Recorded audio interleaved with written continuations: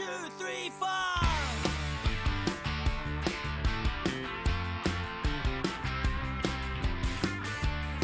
Hello and welcome to Chit Chat with Jed & Co, the show where everyone has their say. Can we ask you please subscribe free to our YouTube channel, comment and give us a like. Now today's show comes from the fantastic Studio 23 and today's show is sponsored by St Mirren legend Tony Fitzpatrick's Legacy Comps. It's a fantastic website where you can win fantastic cash prizes on a daily basis. You can win vouchers, you can win a share of £10,000, and one of Tony's main objectives when he started Legacy Comps was to help youth sports clubs, charities and general good causes. Please give them a visit at legacycorps.com.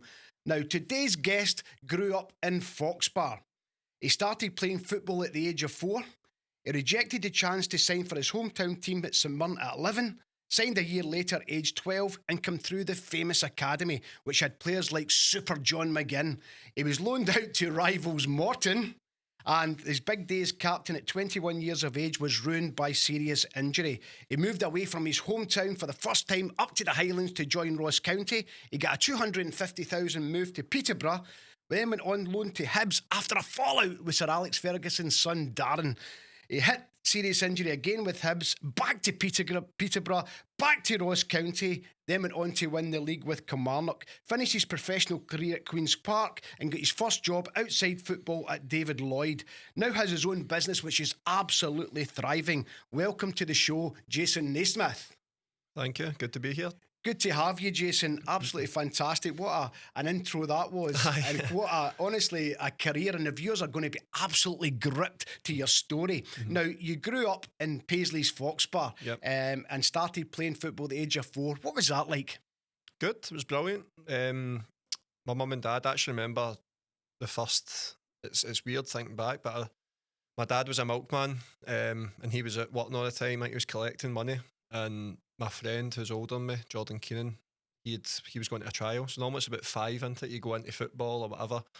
He was going to a trial up in Glenaffer High School, and I thought I'll go with him and end up getting picked first. Fun enough, it was all boys that was older than me, and that just probably stood me in good stead in terms of then progressing, because it was always a year above me that was playing with Lancraig's Boys Club.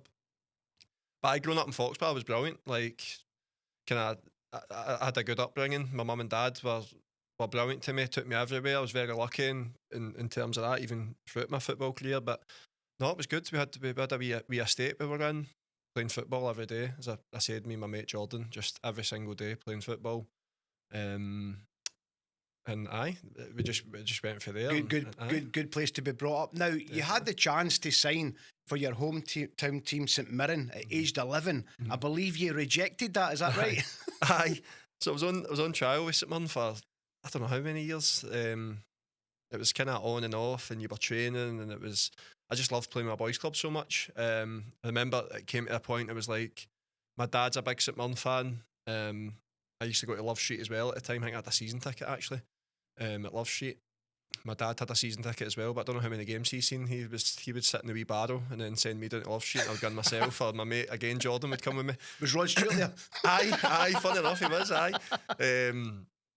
But yeah, I had the chance to sign, and I remember like not really wanting to go, and I was sitting in the living room ready to go down to Love Street, as I said, to sign, and my dad was up the stairs getting changed, and he came down the stairs, and I burst into tears. I was like, I don't want to sign with St Mirren.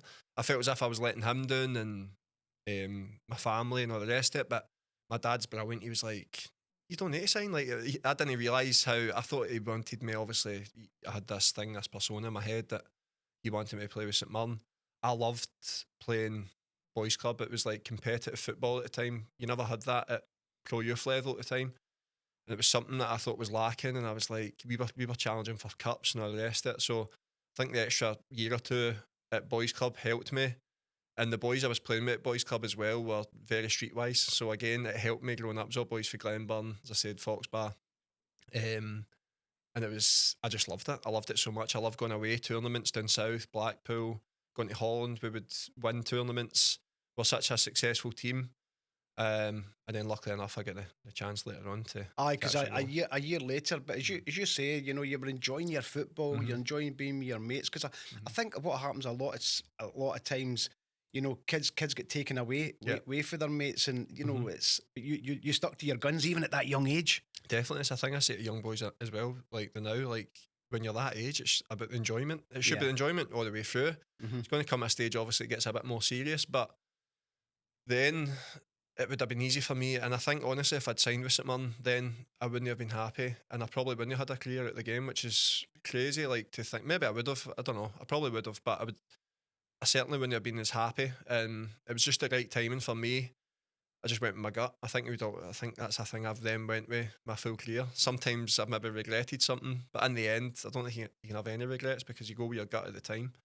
But I say that to a lot. As you said, it can be very serious. The kind of football side of it now, and it's a lot of it's structured and coaching and all the rest of it. We were just blasé. Aye. It was like playing football, and you loved it. It was amazing, as I said, and I enjoyed it. I didn't want to take that away. And then obviously I got the chance to sign, and it felt like the right time then. And And how did that come about? So you rejected the chance to sign at 11, Aye. and it just showed you even at a young age you knew what you wanted. How did it come about again? So it was actually David Longwell. He was with us right through our journey. Head of youth, he was brilliant for us, but I think he was too happy at the time that I wasn't signing. Remember my dad on the phone to him. I was still sitting on the couch. I was like, oh no. But luckily enough, he still seen something in me that he came back knocking a year later. As I said, a year's a long time in football, a long time in people's lives, and the way things were going when my boys' club time at that time, as I said, the boys I was playing with, they were kind of rough and ready, and it was like maybe they were choosing a different kind of path in their life. And I thought to myself, I always wanted to be a footballer. I always knew I wanted to be a footballer. And I thought, even though I was only 12, I made a decision. I think a lot of, not just myself, I think Andy that makes it will make that decision where they choose discipline of like, right, I need to do this. And attitude's such a big thing. And I thought, right, this is the time now to go to St Mirren. This is where I want to be in that professional environment.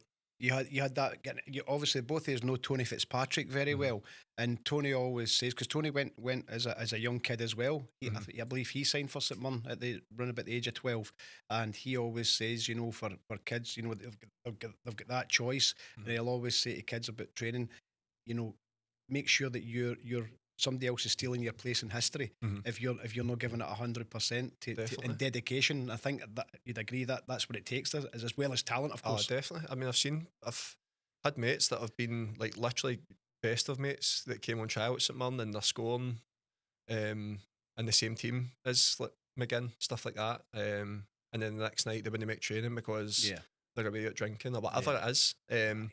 So it's important to stay on the right path. I said that.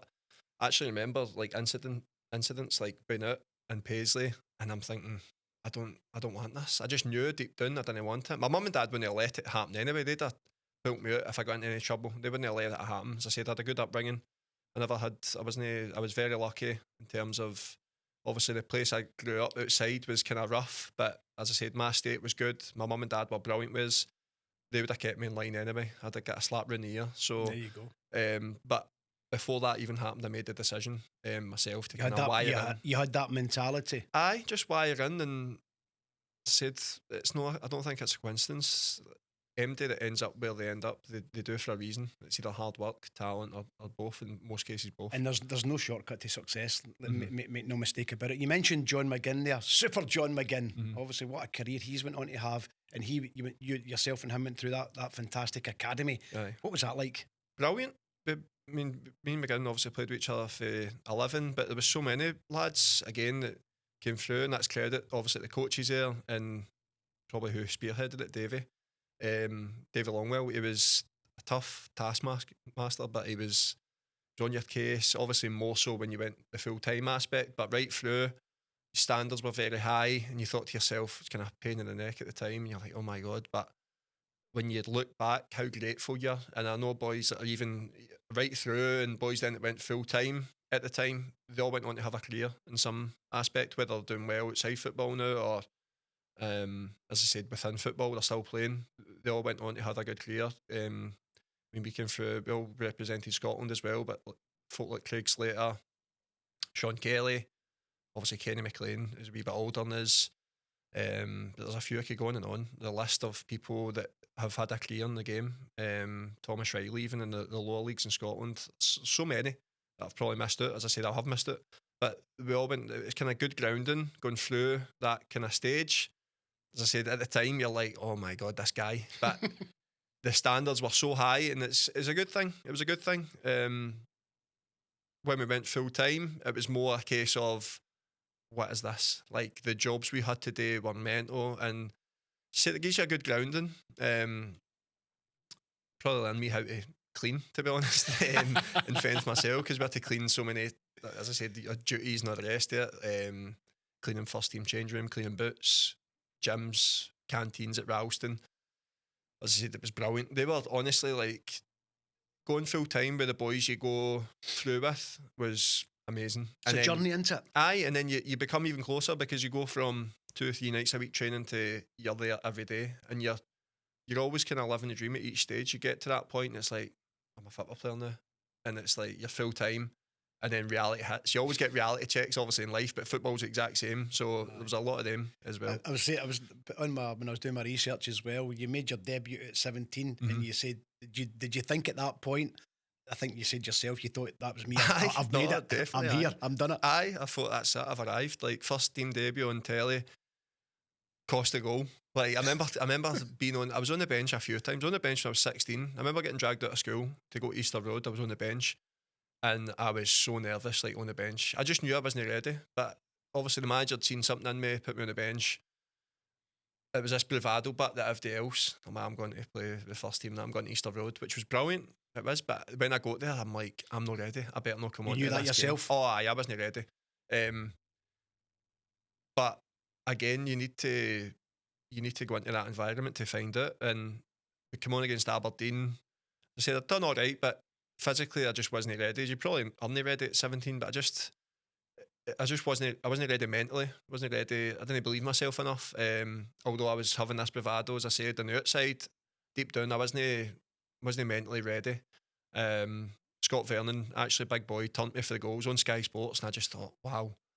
Then came on again the next week at Easter Road, and then, as I said, wasn't seen again for another. Aye, but listen, but as you say, it's you were young. Aye. However, things took a wee twist. Aye. And you were loaned out to St Mirren's biggest rivals, Morton. Aye. As well as Cowdenbeath. How did that go down?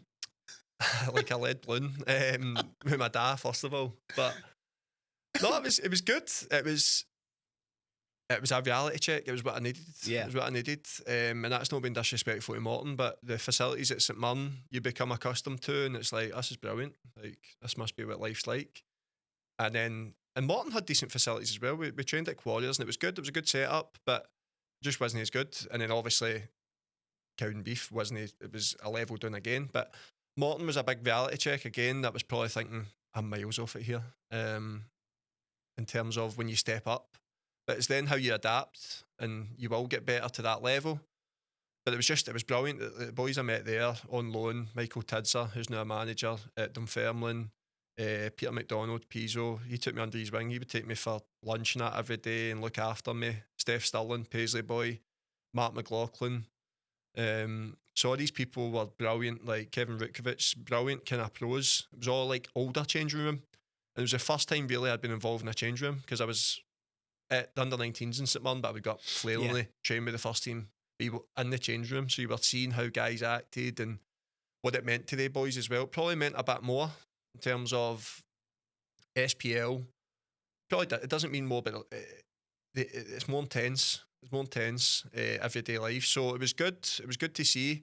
I said you always get the reality checks all the way through. I remember being under 17s and we thought we were amazing, and Davey pitched us against the under 19s.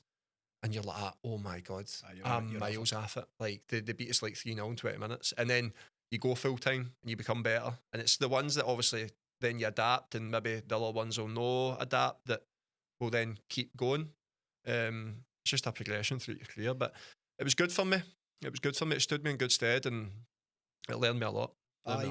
Definitely, because it's life in general. You need to have the hard knocks to say, Aye. well, do you know, because you were saying there as well, you had it good at St Mirren. You thought that, and that's maybe the danger for some young players that they're at a top club and they think, oh, this is a life, you know. It's, as you quite rightly thought, you'd made it. Now you went obviously back to St Mirren, and you were made captain at 21. I believe your big day was ruined by a serious injury.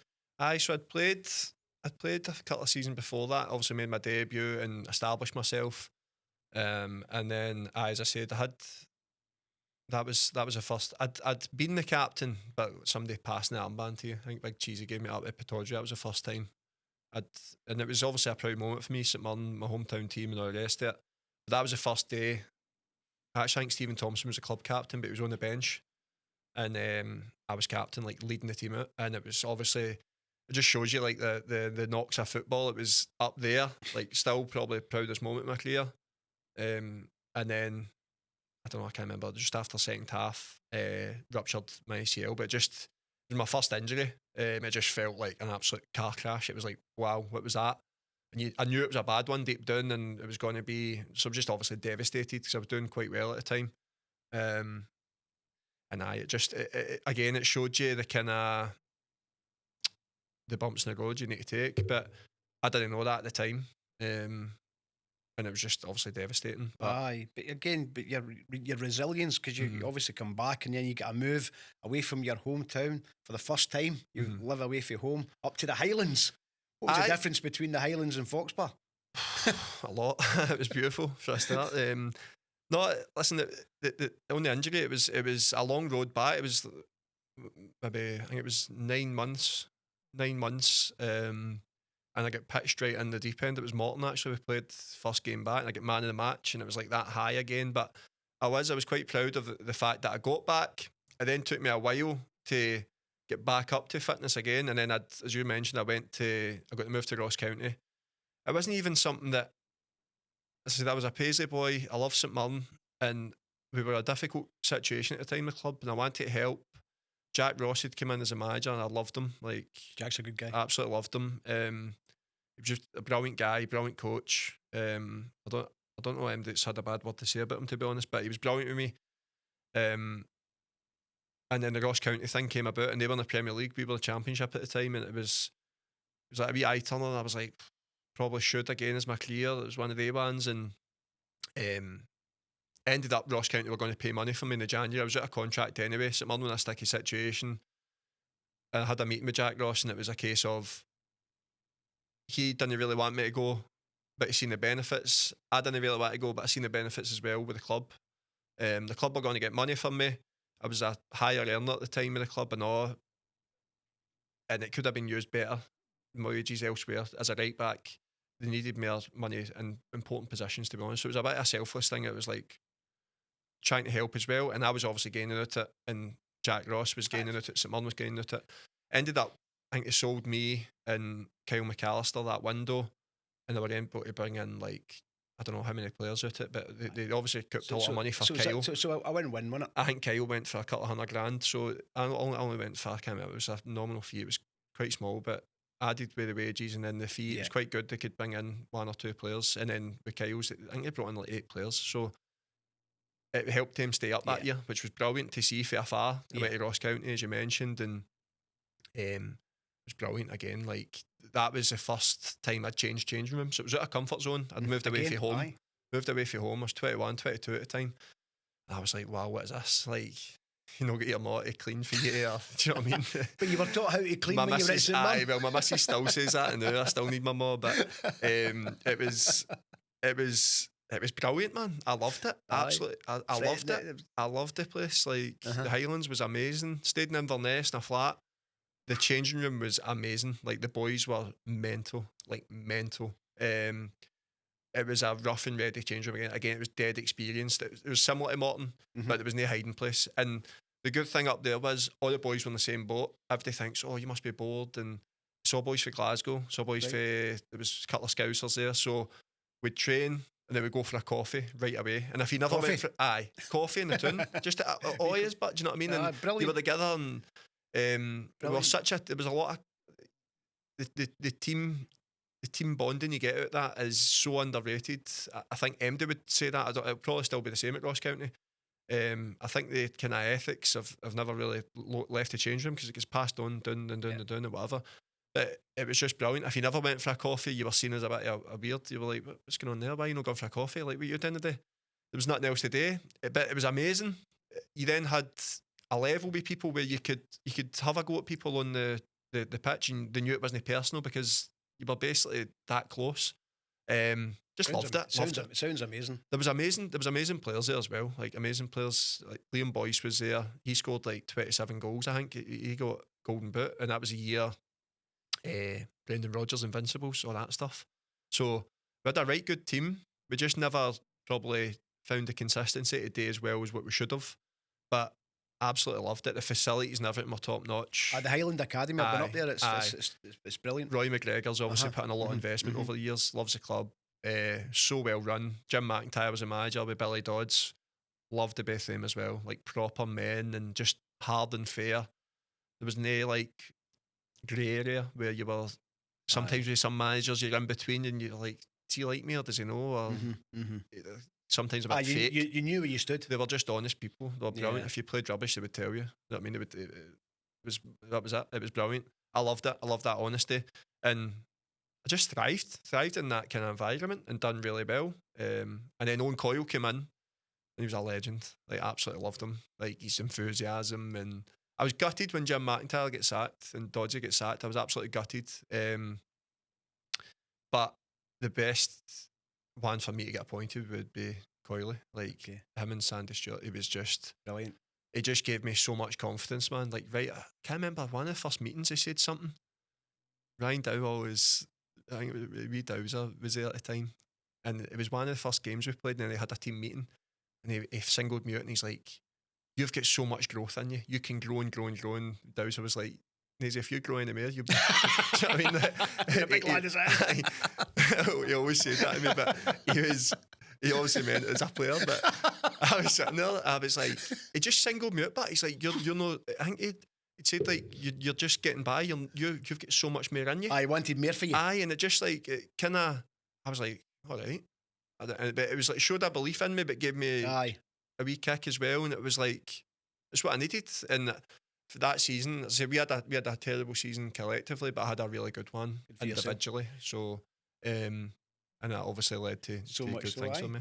So much so, it takes me on my next point, because for there, you get a £250,000 move to Peterborough. And then obviously, then you went over to Hibs on loan after a famous fallout with Darren Ferguson. Tell us about that, what happened there? Steve Evans had signed me initially for Peterborough. I had a few options in the summer, and I went down, met him and Barry Fry. Do you know Barry? Have you seen Barry Fry? I've seen Barry Fry. He's a legend, so it was funny. He's hilarious. Funny. But I'd imagine Barry Fry would just tell you. It was just so it was Baz. I met Baz down there, and it was like, you're thinking, I hadn't seen any videos at the time. Right? I genuinely hadn't. I didn't know who he was. Right? And I was like, who's this guy? So he was doing negotiations and that, and I was thinking, what? So it was in and out. It was just funny. It's just funny. You were like, this is mad. Had these wee blue blazer on and all that, and you're in the room with him, and it was hectic because at the time I actually had an air offer in Scotland. And Jack Ross had went to Sunderland and they were sniffing about, and it was like my head was just mash. I had the chance, I think, maybe to go to Aberdeen with McInnes, and I always wanted to go to Aberdeen. I don't know why. I wanted to work with Dell. He tried to sign me so many times, and I wanted to go. It just wasn't right for me in terms of the kind of finance they were offering me compared to Peterborough. That was one thing. People can be blasé about it, or nose honest about it, and say that you see that fit up one all the time, but Peterborough were offering me so much more money than Aberdeen. But I wanted to go to Aberdeen. I was wanting a wee bit off them. I didn't want them to even give me as much money as what Peterborough gave me. I just wanted to him or them issue, no him, because he did want me. I think it was the more financial side at the time. I just wanted him to go a wee bit extra to say, right, to make you feel. And I would have went for less. 25% less money, whatever it was. But I wanted to go to Aberdeen. Aberdeen were a massive club. Peterborough brilliant. Like, loved it. Different, I know. Down there, like, you obviously Scotland, you play the same teams all the time. Peterborough was different. There was a direct route to the Championship if you done well, and then obviously you can go anywhere, or you'll get more finance, and there's so many opportunities it can open. But when I'd signed, I just thought, as I said again, that gut feeling. I was driving back up the road, and I was like, a bit tinged. Do you know what I mean? I was like, I wish I signed. I wish I waited. And that's one thing I know I can give advice to people. I work with a lot of younger boys, but don't jump into stuff. You know what I mean? And I don't regret it in a sense, because it gave me, again, life experiences and everything the rest of it that I loved. I loved going to Peterborough at the time. It was mental. I had Steve Evans, the manager, absolute nutcase. I was only with him for 6 months, but I could write a book, honestly. The change room again was so close. There was a lot of Scottish there. Mark O'Hara, who captained St Mirren now, he came down at the same time, which was good. Jason Cummins, absolute nutcase as well. Like, so funny.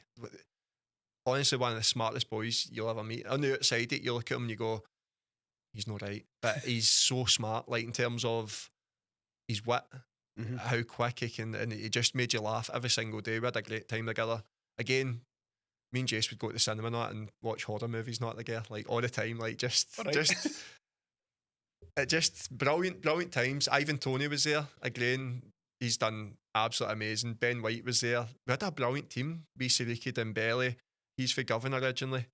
He's doing well down south. He's had a few moves. I think he went out of France actually as well. But we had such a good team, such a good changing room. It seems to me you've had quite a lot of good bonding. $1,000,000,000. We just didn't achieve again as well as what we should have. We just missed out on playoffs. Darren Ferguson had came in on the January, and I got on really well with him. Loved him. Like probably tactically the best manager I've had in terms of training. He was really good, really good. He's got a good mentor though, isn't he? Aye, he's one of the greatest of all time. I'm sure. He was just so good. It was just so good tactically. Obviously, Sir Alex Ferguson's main thing was his man management, I have to say. But I just thought he was lacking in that, and that's when we obviously clashed. I came back for pre-season the next year, and I'd done really well for him. For 6 months, I'd done really. He came in. We just missed out, as I said. I was captain there at the time as well, for a while, loving it. And I went away at the summer and I got myself really, really fit, the fittest I've been. And I came back pre-season, really fit, flying, doing well. And I just, like, you get a feeling like, I'm not going to start the season here. Like, he'd brought in a few players as well, and I'm thinking to myself, I'm not going to start this season. But I thought as a senior player and what I'd done for him, that I respected, I earned a kind of respect for him to pull me and say, listen, Naze, I'm not going to start you the season. It was just, if he'd done that, I'd have probably went, I disagree with you, but thanks for the respect.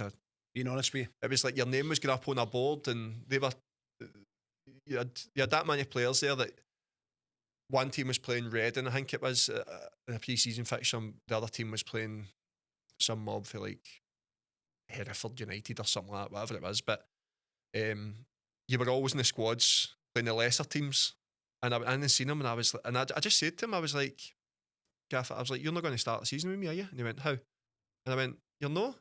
And he went, no. And I just said to him, I actually remember the conversation. I went, I know how methodical you are, because everything he done, training and everything, as I said, tactically, was amazing. And I was like, you're not going to, and he's like, no, I'm not. And I was like, well, why do you not just be honest with me? Yeah. Like, be honest with me and tell me that. But I felt myself getting angrier and angrier so the two of us had it out, and then I left. I actually remember slamming the door. I think the door came off the hinges. I went back in the change room. I thought, oh no, I shouldn't have done that.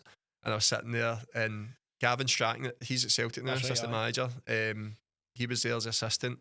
I was walking out to train, and he was brilliant. Stratton came up and went, Gaff, I want to see you, mate. And I said, I thought he would. Went back in, and to be fair, he was brilliant. I got on well with Dan Ferguson after that. Like, as I said, it was like, he said, have you calmed down? I says, aye. So then we started again, and he just, as I say, he couldn't give me the answer in terms of why I was getting dropped for the new season. I says, I've been as fit as possible. He says, you've come back brilliant. I says, well, why am I losing my jersey? So again, started arguing again. Aye, so I'd went out of hanging at that point. I think Aberdeen came back in for me again. They'd knocked it back, Peterborough, on loan, and I thought, I was just a bit scunnered. Yeah. I wanted to go home. I was a bit homesick as well, which I regret. but again, I couldn't really help it. I was a home bird. And the biggest regret in my career, I kind of sacked off training, which I would never do again. Ball came to me and it was like, I was so scunnered with him knocking back the Aberdeen offer. I really wanted to go there again. And like, I just didn't try as hard. And he pulled me and he's like, what are you doing? He's like, you're so close. Because they hadn't started the season well at this point. And he says, you're so close to getting the team. And as I said, that my head was just away by that point. I thought, I said to him, I says, listen, I want to go. I've made up my mind that. And he went, right, all right. And then I played a game on a Tuesday against Oxford, done really well in the cup. And I thought, I'm going to play at the weekend here. And then the next day I pulled in, they went, right, you're leaving. He said, they brought in somebody else or something. I thought, all right, it's fine. But Ross County had come in for me again on loan, and then Hibs were wanting me on loan. And to be fair to Darren Ferguson, they said Hibs were offering less money as well. I was taking a big wage cut to go to Hibs. But I was got to stay with my mum and dad and stuff and travel through, so it was no expenses, no the rest of it. But I was willing to take a big pay cut, which I didn't regret, to go to Hibs. Like, I absolutely loved it there. And Fergie done me a favour, because County were covering my wages basically, and he went, go to Hibs. And I was half thinking, I love it, like Ross County, comfort zone. He's like, Hibs are a massive club. And I went, aye. So I fancied Hibs, went there, and I never realised how big a club they were. Like, I absolutely loved it. Just got on right away, done well. The fans love me because I was like full-blooded. They just love it. Like, see if you give your all for Hibs, like all Hearts, I think they're both similar clubs. Okay. The fans just take to you. Have you shown an effort? Aye, they take to you, and I thrived off it. I absolutely loved it. Such a good club, such a big derby, the Edinburgh Derby, stuff What's like that that. like to play in? Mental. I've played two Edinburgh derbies, and I've got two scars for both of them. Did you play Easter Road and Aye, both. Did you get a chance to play both? What's it like? Because it's really close to the pitch, isn't it? I get beat at Easter Road and I won at Tynecastle, so it's a bit mixed. But fun enough, it was the first time we'd won recently again there. They won just at Boxing Day. We'd won 5 years previous. That was the last time Hibs had won there. So it was amazing. Again, the change room was brilliant. Boys that are still there, Joe Newell, Wee Boyley, David Graves, the manager, he was a player.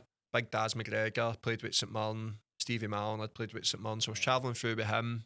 It was brilliant. I was loving life. Like, I was like, I want to sign here forever. Like, I felt as if that was the first proper time I felt like a football player. Changed the facilities there, amazing, get right looked after. Stadium, 15,000 season ticket holders, as you say, like playing in big games. The demand to win, it was amazing. I loved it. Said going well with the fans, and then obviously just came to a cruel end at the end with the injury and COVID. But as I said before that, it was amazing. I absolutely loved it. You got your injury there, but again, did you ever have a yo-yo when you were away? Aye, I know. Back to Peterborough. Back to Peterborough. Back to Peterborough. And I'm going to ask this question: was Darren Ferguson still there? Aye, he was. Aye, it was quite funny for the season. He walked up. I'd obviously done my injury, ACL, and then it had the COVID kind of break, so I was just rehabbing at the back garden. It's the fittest I've ever been. It's the funniest thing ever, because do you remember how good the weather was during COVID? It was amazing. So like I was outside like rehabbing, doing all my weights, had everything. Hibs gave me the lot. Doing all my rehab, and then I would go a run or a cycle or whatever. I'd come back and you'd be like mid-afternoon, and I'd sit there with my mum and I'd be like, what have we got to do today? And we're like, do you remember, like, I think this is the most proudest I've ever been at Linwood. Asda Linwood had no kind of drink left because we were just having a drink every day and like getting, and then it was like the rehab side, and I was like, Mum, we need to stop this. But every day we'd sit there and she would be like, do you want to just have one? Like, all right then. So it was brilliant actually sitting there with my mum and doing that. And then obviously went back to Peterborough. It was the fittest again I've ever been, as I said. And I played a couple of games. I wasn't registered as a player because the EFL had introduced some stupid rule that there was only a certain amount of players or wages that could be included in your playing. Okay. So they could only register a certain amount of players. But again, it was brilliant to go back and see all the lads, and like Big Ivan was still there. He was about to go to Brentford. but I loved him. He was like an amazing guy. Amazing guy. Still is. Aye. Still is. Like, he'll have time to talk to you and all that. Yeah. I've actually messaged him for a strip that he's not got back to me right enough. Hope he's going to watch this. For Saudi. So you better get somebody in Saudi. If you're watching, Ivan, get my strip. My missus said he'll tell me you pay for packaging. I says, it's on $500,000 a week. But I don't know if he's got somebody to run these socials. I'll get blank probably. But he's a brilliant boy. Get him to share he's a brilliant boy. But like met all the boys again, amazing. And it was me and George Boyd that were in like the kind of club that you won the. So Boyd, he played for Scotland, Burnley and all that. Yeah. He was so fit. So we would do runs on a Friday. It was the worst and best thing for me because doing box to boxes with him, I think he holds a record for like most distance covered or something in a Premier League game. Bringing yourself out that comfort zone. I know, but I was doing box to boxes with Boydie, and I swear he would do them. He was like 38-6 or something at this point. And I was like, I remember leaving at my backside, and he was like, he would get a wee bit breathless, but he would go like that. I remember he's like, I must be getting unfit. I remember I used to do these and not even breathe. And I thought, wow, mate. So it was good because we would do that every Friday. Right. And then Darren Ferguson was brilliant because I wasn't playing and he would let me up the road. Good. Or I had my dog down with me, Eva at the time. It was just amazing. I was living the life, basically. I was not living a life, but I wanted to play football. But I was still on kind of come back from my knee, my second knee, obviously ACL. So I was coming back for that, but as I said, I was enjoying it and still playing the odd game because I could play in the cup game. So I was playing in like the Johnston Paint kind of version. I was playing in that, just keep myself in the kind of shop window, and then it came into January, obviously. And then you're back up the road to the Highlands. Back up to Ross County, aye. They were still sniffing about. Obviously, I had a good record there. Went back up. Stuart Kettlewell was a manager at the time, so I signed in December. And before it even got to January where I was eligible to play, Kets get sacked. And I was like, oh my God. So Yogi came in. They've got John Hughes. What a legend, man. What an absolute legend. Never met him, but I believe he's brilliant. He was so good. So good for me. So good for the boys because we were terrible. We had a bad team. Like, I went because I'm like, right, well, I need to play. I've not played in a year at this point. I think it was a full year that I'd played my last league game for Hibs. And I loved, obviously, the place. I still had a flat there. So I went back. Again, brilliant boys. We were bottom of the league. Really in a bad position, to be honest. And we managed to stay up. Like, a big part of that was Yogi and his persona. And just some of the stories with him, man, were so funny. I remember, like, somebody said, oh, the gaffer wants to see you. So I'd go up. And in the office, he'd be lying, like, with just his drawers on, nothing else. And he was lying on like I always tell a story, but he was lying on like the couch in the manager's office, and the manager's seat was there, and he was like, "Right, sit down, gaffer." And I went, "What?" I said, "He'd sit down." He go, "Right, tell me what's happening." But he's like, "What can I do, Nazy?" And all this, and I'd be like, "Why am I acting as if I'm the manager here?" And then you would, honest to God, you would go up on the board and you would talk about tactics. You wouldn't get away. He just loved football. You wouldn't end up away for like 2 or 3 years. And my missus was up at the time, and I'd be like, I'd go back, where were you? It's like, I was in my Yogi. I think she was thinking I was away with some other bird or something. I was in my Yogi talking about tactics, how we got to beat Rangers at the weekend. And he was hilarious, honestly. I loved him. I still text him now. I turned on Hibs TV the other day actually to watch the Celtic game, and it was him on commentary. I was like, I'm going to text him. We just text each other to noise each other up. He's a big Celtic fan. Like, I would noise him up. We beat Celtic actually that year, the COVID. I think that was Neil Lennon's last game. But it was, as I said, it was absolutely brilliant. Just every day.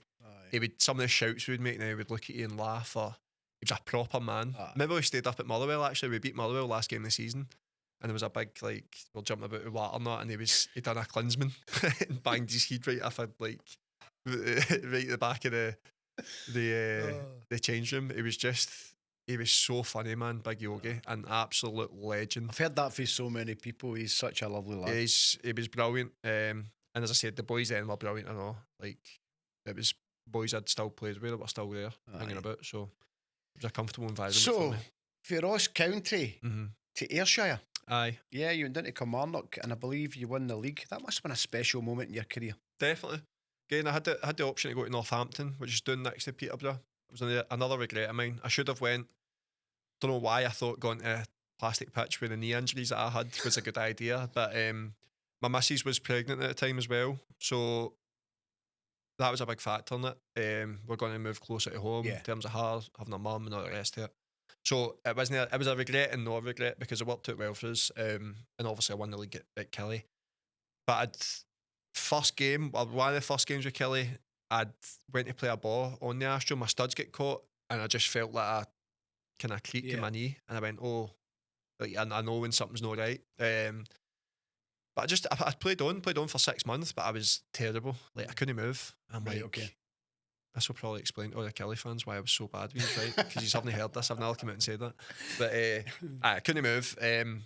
But got on with it. I said I was doing all right at the start. I just get degeneratively worse my knee, and I couldn't move at the end. And fans will look at it and go, probably call me lazy and all the rest of it. I just couldn't do what I used to do. And that's when it kind of dawned on me that, right, I need to get into something else here. But got to the December, and in training, like my bone just started shifting. Just all of a sudden, it wasn't kind of making. I was like, right, I can't walk now. Came off training. Physio would never seen anything like it. I was like, what is that? Don't know. But it was that much a substantial tear in my meniscus that it was making a wee bone in the outside, a big bone, sorry, you've got a tib and fib. So my fibula on the outside was kind of shifting. It was horrible. So got the operation for that. But when I was coming back, I just knew it wasn't the same. I wasn't the same anyway. I wasn't the same as what I used to be. But that was my 4th knee operation. I just thought, I need to get into something else here. So started a sports science degree, and on the way back and all the rest. And actually, Dale McInnes had come in the January, and I thought to myself, this is good. I've always wanted to work with him, but it was just the wrong time.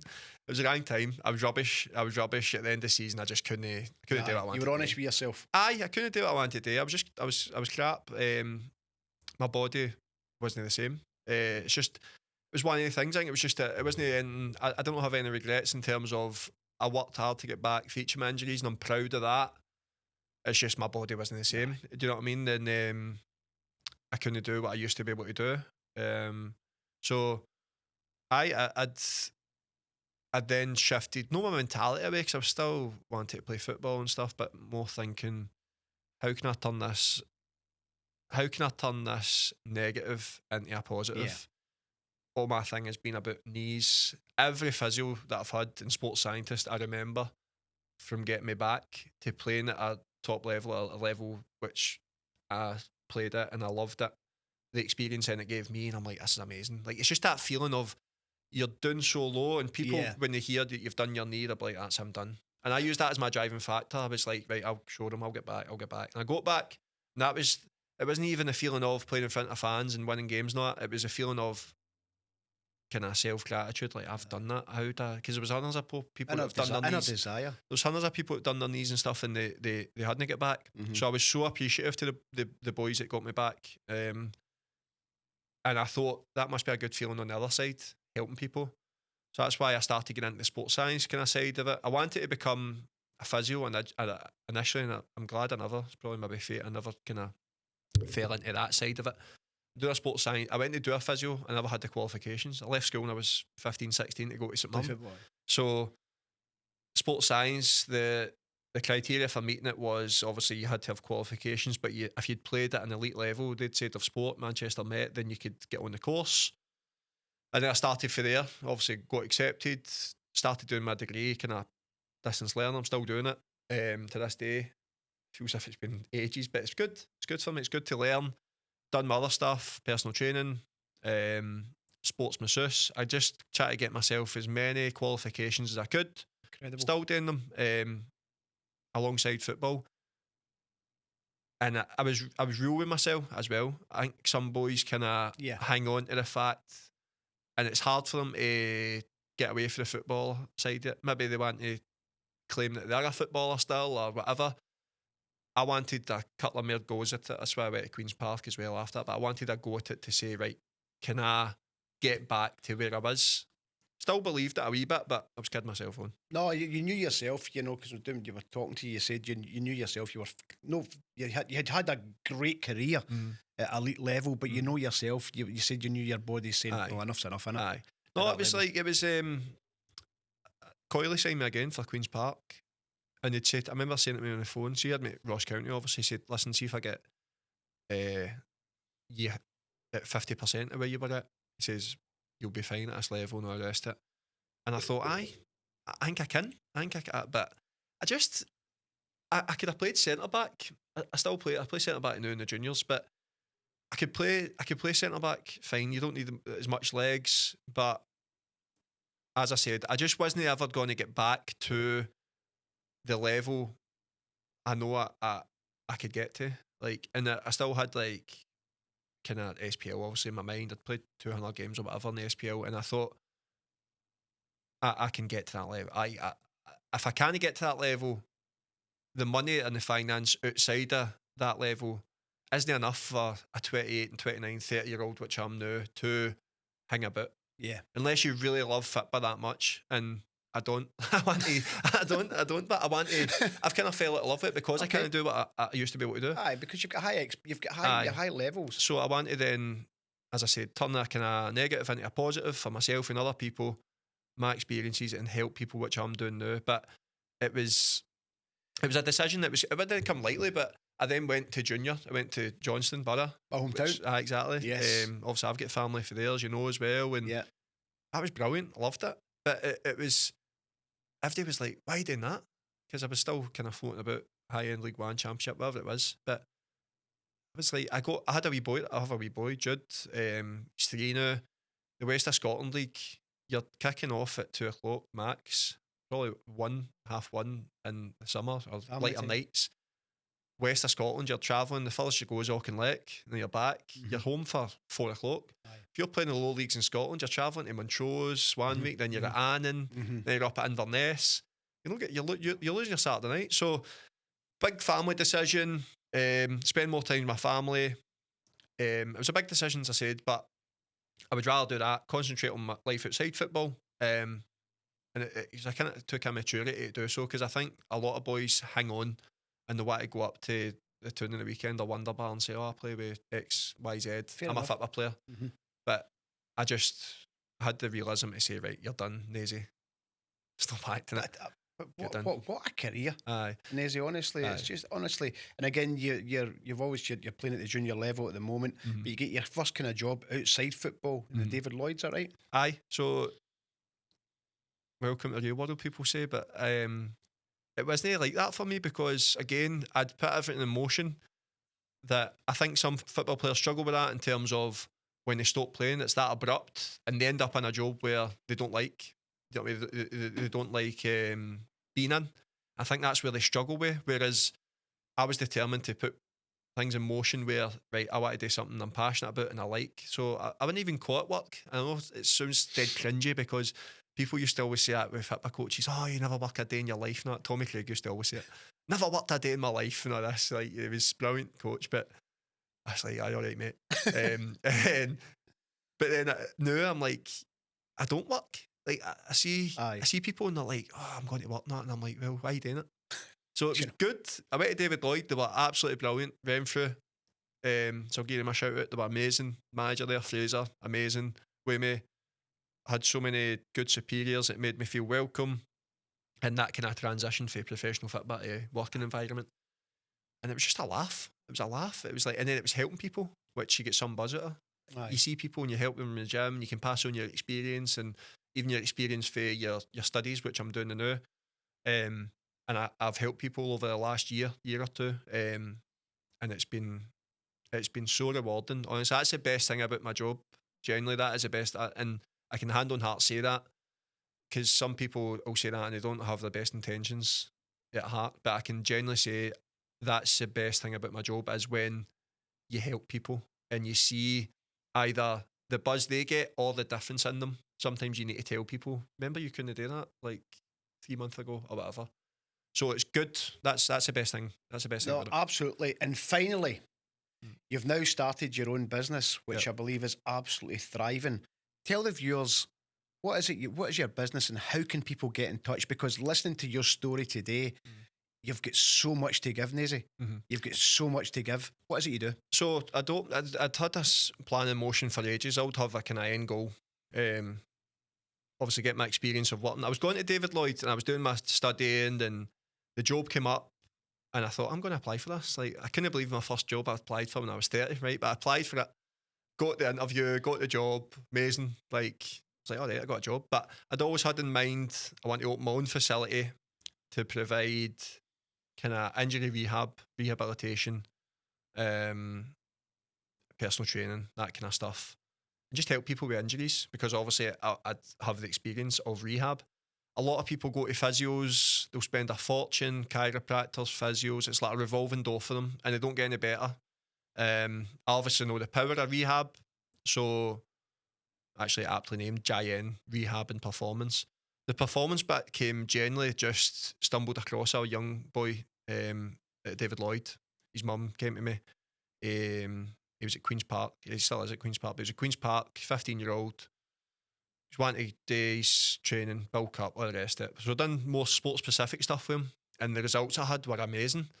So I posted it on LinkedIn, and next minute, your messages are mental, and it's all parents. This is what my son needs. This is what my daughter needs. And I'm like, all right, I could help young athletes as well. And that's generally, you can help them with the training and all that aspect to it.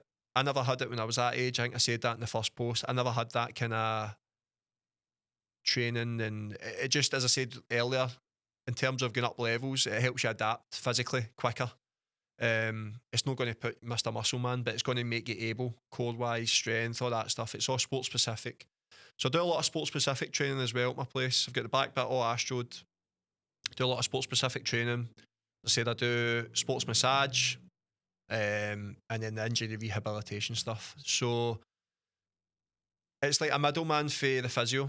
You go to your physio, and you I mean, some people go to physios now, and it's not a bad mouth physios, but if they go, I don't think most physios have people's best intentions at heart. As I said there, they'll maybe charge a fortune and get a pay for, I don't even think it is an hour now, I think it's like 40 minutes. They'll pay a fortune, and they'll go in and they'll put you in a machine, and you come out and you've got a sheet of paper, and it's like, go and do the exercises.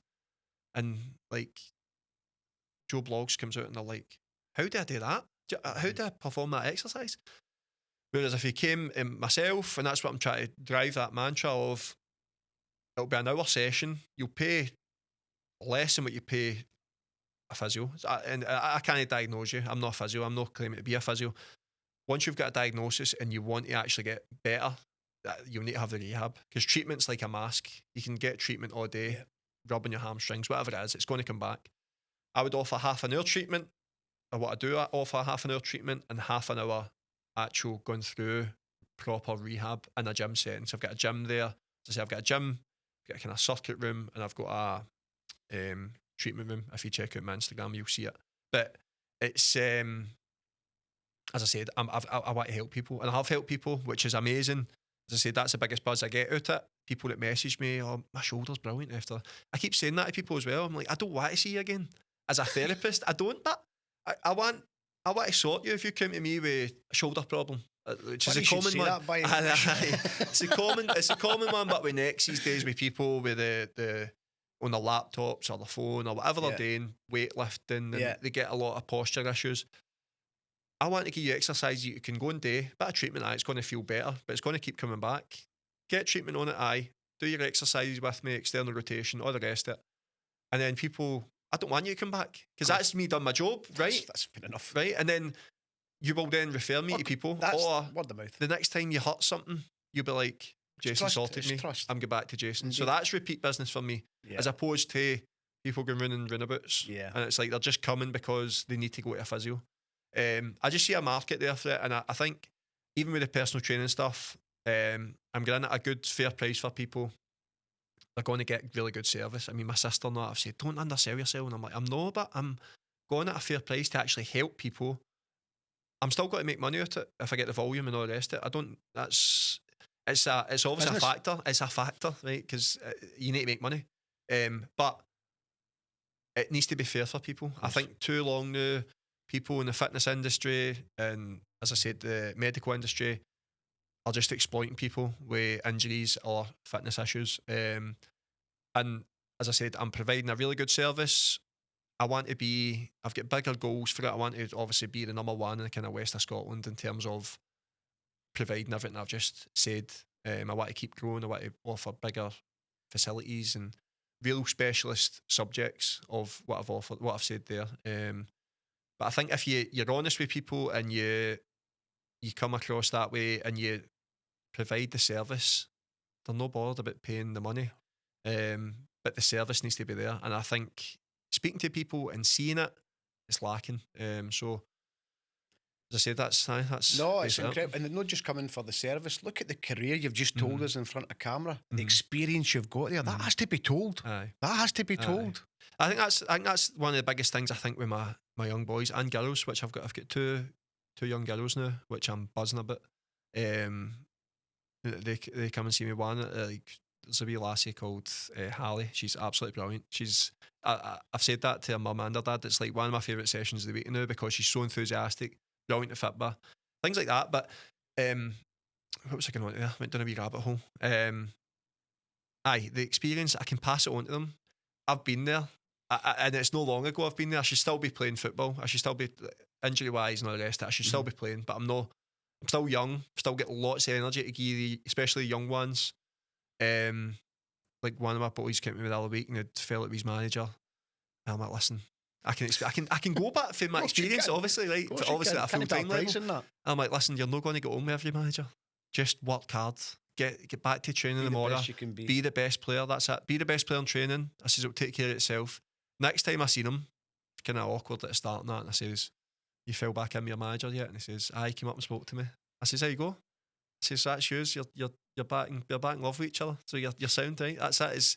So it's things like that, and then no playing well, performance issues. I've had it all. I've had more than enough performance issues, no playing well. So I can pass it on. And as I said, like experience wise, that's another thing. I had conversations with people and they were like, charge more. Like you've been an ex-professional footballer. You can do X, Y, and Z. You're doing a sports science degree. You've got this state-of-the-art facility. I can't brand myself as man of the people, not that rubbish, right? But I want to help people. That's as I said, it generally is my main thing, mate. I've got a boy now who was actually paralysed 6-7 months ago. He's got himself in a position where he started moving and now he's walking. Again, you'll see the video if you go on my Instagram.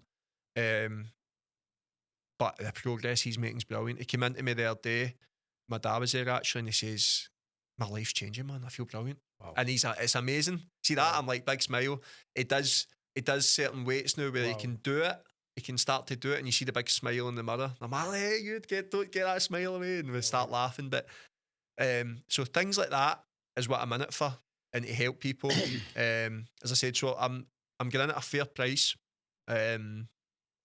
I long debated it. I'm like, am I underselling myself? And I'm like, I'm not, because it's kind of average, maybe even below average if you big take out a kind of package deal or whatever it is. It's below average prices, but I forget the volume. The money will take care of itself anyway. The volume, as long as I help absolutely, people. Jason. Wow. I tell you something, that was absolutely incredible. I thoroughly enjoyed that, and a lot of people watching this today will have seen you playing football, will have heard the name Jason Naismith, but ladies and gentlemen, what a guy, Jason Naismith. Now, tell the viewers, how can people, if they want to get in touch with you, Jason, if you want to look into that camera there and just tell them exactly how they can get you? So I'm located down at, actually right beside St Mirren Stadium. I've got a poster now, a banner outside Carlton Diecast, kind of factory. I'm located in there. I'm actually waiting until there's a pair of specs or something drawn on me. You've just given me my face. I know, it's my face. Like, and it's in the away end, I know, so all the Hearts fans don't touch it. Or Kilmarnock fans.